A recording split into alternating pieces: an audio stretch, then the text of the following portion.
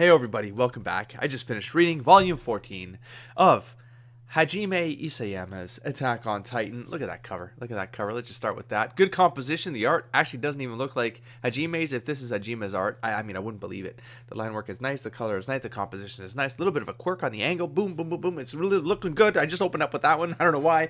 If I had some better structure around these vlogs, I bet you they'd perform better.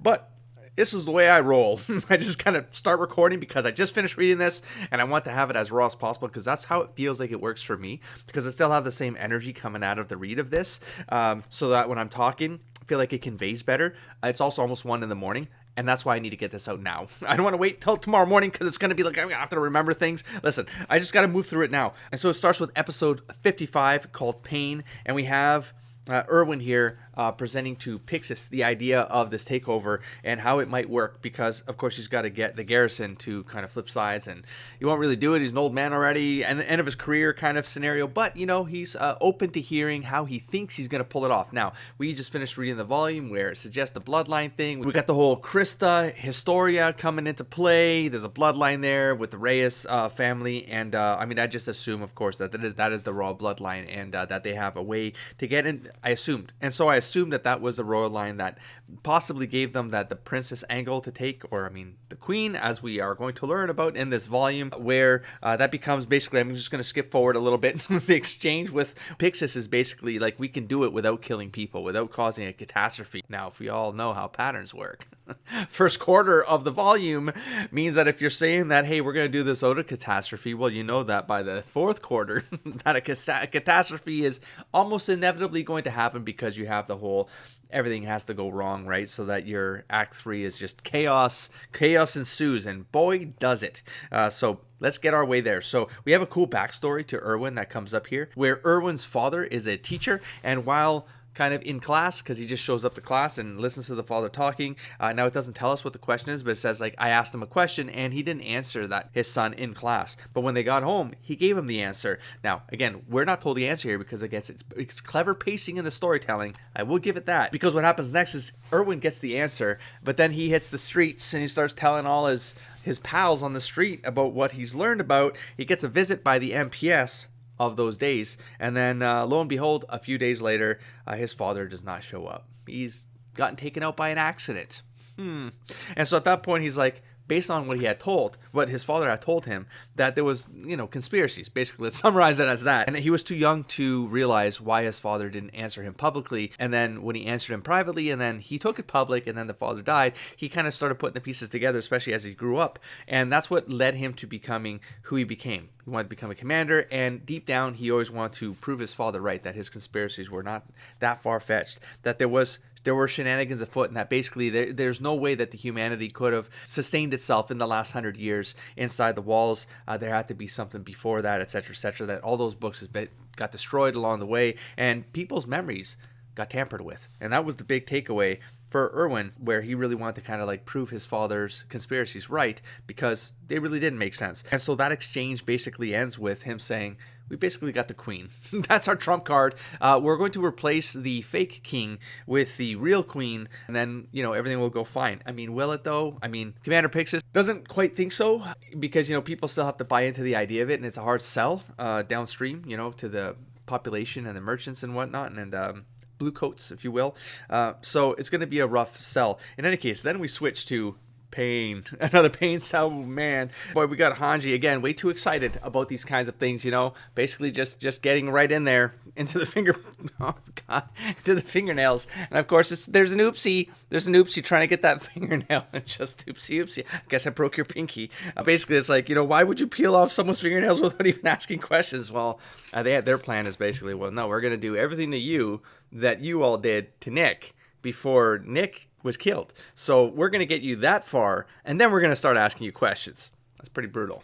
I have to admit, that's pretty brutal. So they hear the screaming across the page, there's definitely some torturing going on. Talking about, they're planning a coup. Is it going to work? Is it not going to work? And now Armin comes up with an interesting plan of which now I feel like, because it didn't play out this volume, I feel like it's very possibly seeded so that it could be a plan B, plan C, even, but Armin comes up with a plan where basically you can set something up so that you create enough chaos that you can then blame the government for. So enough Titan disasters, because you can kind of control some of that. You basically controlled chaos so that you create a scenario where you then control the narrative. Yeah, so you frame it on the government or the military police brigade, then the Survey Corps could appear as saviors, creating a strong impression that we're the only people that the masses can trust. So complete manipulation. Everyone's like, Armin? It's like, hey, just kidding. It's like, no, he's not really kidding. He just comes up with these like plans on the fly, and then there's like, they could potentially work. Anyway, so yeah, got all the fingernails. Thanks. Honest, Jesus. Give us a reason, like, yeah, the squad, they go out and they kill. Like, I mean, he thinks his role is vital. Sans. Just taking people out, or either inventing technology that could get them ahead. They'll take out the gun maker, right? They'll take out someone who's too smart for their own good. They'll take out people who get on an air balloon because they're trying to, I don't know, flee the city, or even like harlots. And that goes back to the flashback from last volume with the mom of Historia. So they're not good people.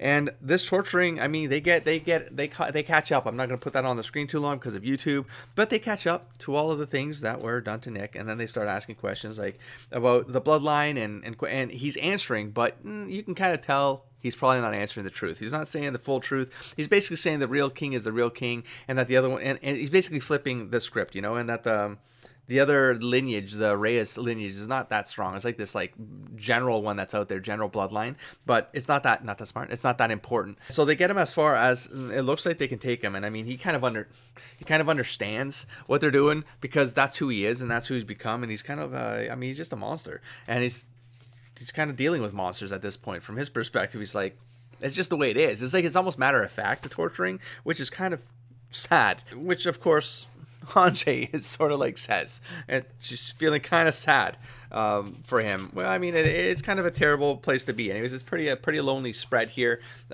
Let's just give him a rest, and he's thinking about let me read this one out because it's kind of good. This setup was kind of good. It's kind of extra sad, but how it plays out, but pretty clever. Seems to be the end of the line for me, but I know you'll find a way to beat these bastards. He's talking about the second guy that they also took in, that they're going to torture next. So he's thinking about that guy, and hopefully he'll hold out, I'll leave the rest to you. These walls, our great king, please protect them from war. And then they're basically walking the dude up the stairs, and he's saying like, oh yeah, man, I hope you just take this guy out because, whew, he is tiresome, that kind of thing. I'm not quoting exactly because I'm kind of scanning, but he basically, it sounds bad. It sounds bad because he's overhearing this, thinking, "What the hell, man? Like this guy didn't even get tortured. He just gave everything up, and now he's like throwing me under the bus." He also overhears that if this other guy Sans survives, then he'll put them in a cell with this other guy, and they can rot together in that cell. And I guess him hearing that, Sans hearing that, is like, I guess I might as well just say everything because then I'll get in the cell and I'll off this guy because bastard, he said everything and didn't get tortured at all. I took all this torture and I obfuscated everything. I didn't say anything, so they come back and they're like, here we go, time to get it. And he just answers everything straight up. He's like, yeah, no, that's a true bloodline. That's just what it is. And it's like, okay, let's move on. So they have a Queen of the Mist. That's a chapter end right now. And then we're going to flip to the next chapter called Actors. And this is where it gets kind of, man, the titles are great. They're short, but they're on point. So putting him into the prison cell, and of course the first thing he does, of course, goes for a chokehold to take his other dude out that he feels has basically said everything, and he's about to kill him. Because Hanji has to like come in here, and where is it, right here, and basically say, no, hold on. We gave him the script to read while we were passing a room, and he had to read it at knife point, and no, he actually didn't say anything. And so the other Sans has like, oh crap, I'm the guy who like said everything. Then I'm the guy who broke. Yeah, but you're the one who got completely tortured to break. But anyways, at this point, he's a broken man. The other one didn't actually say anything because he never got to the point where he was getting tortured to have to say anything. So, but as Hanji is walking out of the room, he does say, where, let me read this one. It says, the stage always needs someone in this role. When one actor leaves, another jumps to take his place. The world will always have people like us. Break a leg, Hanji. It's like, ooh. I mean, she does kind of like it. Come on. She's been doing it to the Titans and now she was doing it to the humans, and that bridge was not a very long bridge for Hanji to cross, you know. But I mean, it does seem to get to Hanji because kicks the table over while Eren walks in. It's like, hey, by the way, I kind of remember something that I wrote down real quick. And of course, Hanji's the hell out of there because it's some new information that's very vital that she's got to get to Erwin ASAP. And then we have the setup here with the merchants, with Rias company, his main honcho with his son. And a messenger comes to Levi, basically says that, hey, you're going to swap out for the queen. And everyone's like, wait, what? Who's the queen? Because like, oh, I didn't tell my squad yet. Oopsie doopsie. Everyone gets surprised at the same time. But I mean, Levi does not mess around. So she's like, wait, what did he just say? I'm supposed to be a queen and I'm supposed to be taken over right now. And I got no choice. I mean, he's like, and he approaches her and he's like, you know, this is just what you're going to have to do. And she's kind of stunned and frozen, you know, doesn't know what to do. Levi's, no, he just takes matters in his own hands, takes her up by the collar, makes it clear. Looks like this is your destiny. Captain, what are you? Everyone's trying to stop him, or kind of, well, they're not trying to stop him, but they're shocked, you know? And then he says, if you don't like it, fight. Beat me back.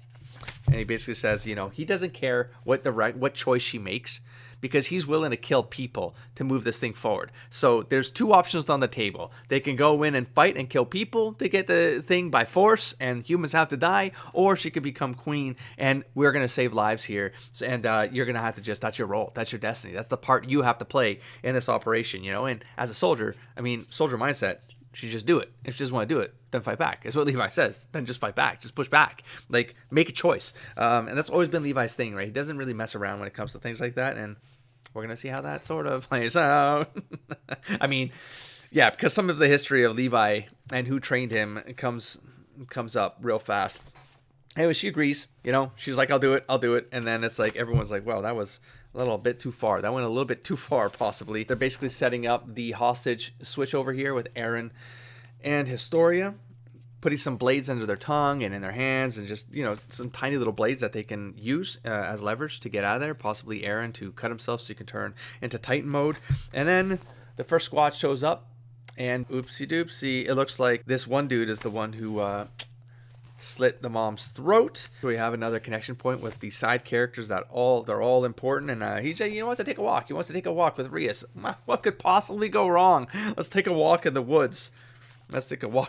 Well, I'll show you real quick because of YouTube, but yeah, you know, he gets taken out, and now the thing is, like, the son, of course, was taking a leak out there. And good thing, because he was able to survive that. But he was also, you know, as a survivor, he gets to pass on the words to those who he encounters later and pass off the exposition. We are halfway through this, so we are at the crest of the Act 2A to the Act 2B. So, of course, there's that false victory. It looks like, oh, you're going to get it, right? Because now, they're going to do this transfer. Everything's going to go perfect. And then Merchant goes bye-bye. And it's like, now you have a snag in your plan. Levi is also like, he's aware of what happened there. And, you know, part of me goes, did he know? Part of me with Levi is always like, did not only he know, but did Erwin know? Like, was this like a long tail plan set up? Like, part of me never really knows what they're willing to sacrifice, but I do believe they are willing to sacrifice these potential things. Now, it does feel like things went maybe a little more wrong than they should have, or this is a long tail plan that I can't foresee. Part of me is, I guess it feels like it did go wrong on them because of what happens in the second half of this volume, but and we are at the end of the chapter, by the way. So that was kind of the cliffhanger moment, the swap over right to the Act 2B, where now you have to learn from those, whatever's gone wrong, like that's got to inform something for you to pivot. You have to pivot on it, learn something, and then you hopefully take that into the next victory. Now, we'll get there. So Hanji gets in here with Erwin, passes on the news of what Eren ended up overhearing between Ymir and Bertholdt when they were captured, and basically says something like, in the words Ymir must have, being one of the Titans wandering outside the walls. I'm just going to summarize it. With Hanji's theorizing and putting the pieces together, it's basically like, if you're a Titan and you eat a human that can turn into a Titan, then you unlock the ability to get control of your Titan form. Almost a reversal. You can turn into a human.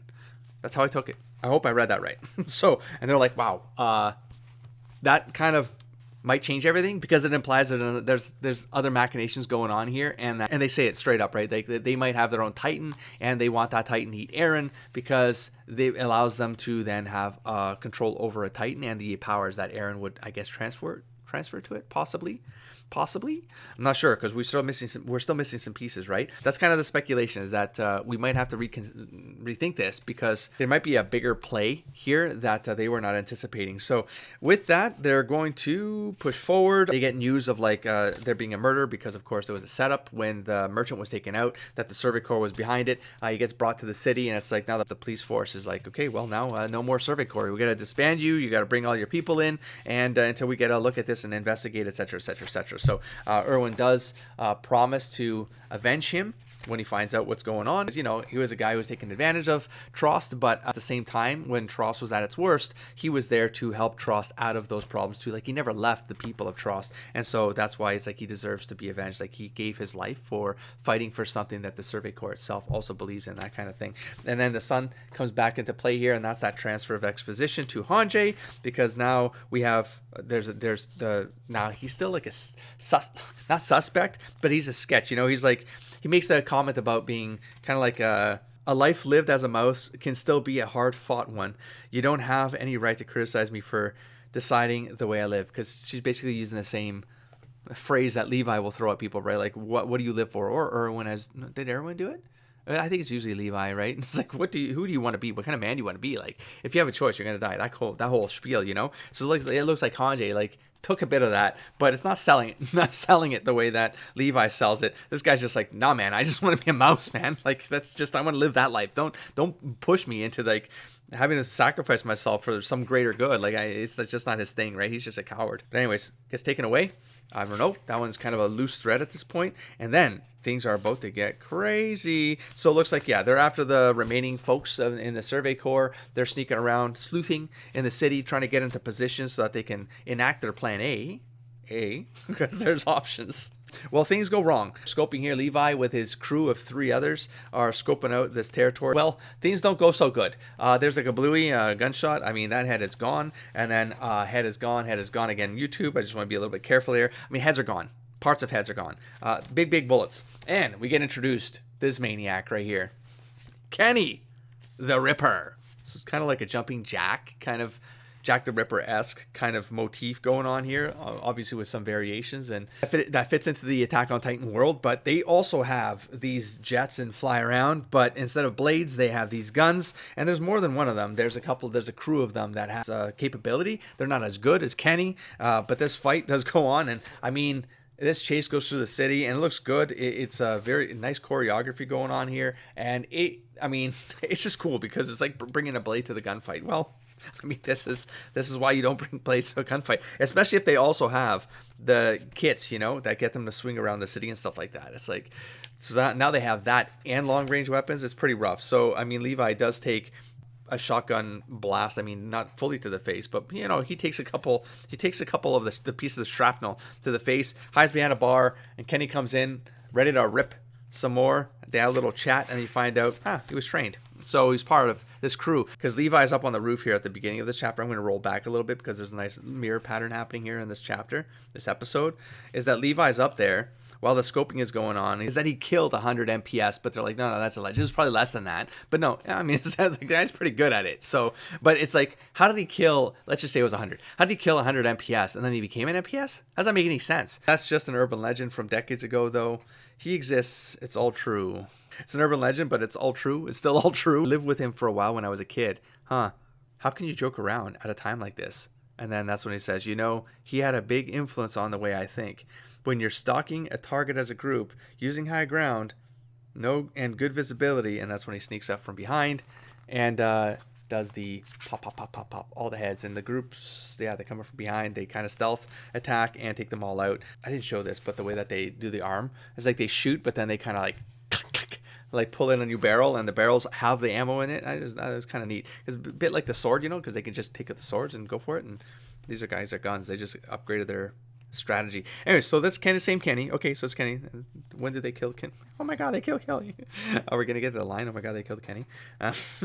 Anyway, so let's wrap up the scene here. Levi basically sees his opportunity to get out. He sees his reflection in a wine bottle, and then he grabs the gun from behind the counter, and then kablamo, good shot, takes him in the torso, out the door, and then he manages to get in and escape, and all hell breaks loose. But he starts taking out humans. So like you said, he's willing to do it. He's willing to do it. I mean, if you corner him, he's going to start doing whatever plan he needs to do to survive and get out, make sure the plan moves forward. Whatever the goal is, he's going to get to that goal. So if you get in the way, you're going to get taken out. And at that point, all of the rest of them are still in plan A mode. They're like they're following these 2 coffins. The 2 coffins are going to have, one's going to have, of course, Eren, and the other one's going to have Historia. And they're going to be taken to that one spot, and they're trailing them, but they sort of can't trail them now because, of course, all shit breaks loose. And Levi drops in and says, you got to split, you got to break here because the plan's broken. This is not going to move forward. We got to go into plan B. So they do have a backup plan. What could that backup plan be? I wonder. I don't know. Could it be Armin's plan? I'm not sure. Cause enough chaos and then say, hey, we're here to help. And then bam, they're the ones who look bad. I don't know. Because how are those guns going to take out Titans? You know what I'm saying? So they could really cause a lot of chaos. But you're going to have to sacrifice civilians to pull that off. Which is why I made the suggestion from Armin so dark, right? It's like, how would you suggest something like that? It's like, when you have to sacrifice, you got to sacrifice. I mean, that might be the sacrifice, but the greater good, right? It becomes a calculus of war, and that's what Armin does, He's got that brain, that mindset. I think they make a comment about that in Volume 3 or whenever it was, when he's like doing the spiel, maybe it was Volume 4, I'm not sure, when he's kind of defending Eren and the whole Titan thing, and the way that he talks there, I think there was a comment someone made, maybe, I don't know, or when they were in that tower, maybe, and he's coming up with a plan, and they all kind of have to do the whole thing with the elevator and down the shaft and stuff like that. I don't know, he's got like a calculus of war mind, like he's general mind or something. Maybe there's a comment like that. Maybe I'm mixing it up with Naruto at this point. Look, I'm not sure. Anyways, things go nuts, and the only one who doesn't really want to kill people, and he says if he had to like be forced to do it, he probably wouldn't do it. He couldn't do it. Neither could Connie. But Jean was another one, and of course, in movie fashion, we have a scenario where one of the gunslingers falls into the wagon with Jean, and Jean pulls out the rifle and says, "Don't move." They do move. Jean says, "Don't move again." They do move. It turns into a bad scenario. And of course, Mikasa comes sliding in. We don't really see what happens. We just see a pop and a hat going flying off. And of course, we just go into the end scene. So we don't know what happened to Jean. I'm going to assume that Mikasa cut off the head of the other one. Like Mikasa's going to be like, okay, so Mikasa will kill people. And Levi basically says, if you spot the enemy, the target, you take them out. She's like, yes, sir. She's going to go. She's on Levi's side, But we don't know what happened to Jean, but we'll see next episode. And then we flip to the next scene of Eren and Historia getting brought out of the coffins to Reyes. Eren's already revving himself up. Like, this is going to be the most despicable man. He's going to she says here, let's just read it out. So this is the guy who's been getting in our way, the enemy of humanity. From what Historia has told us, he's an irredeemable bastard. He's angry. And then he holds Historia and says, "I'm sorry for everything." He's like, what?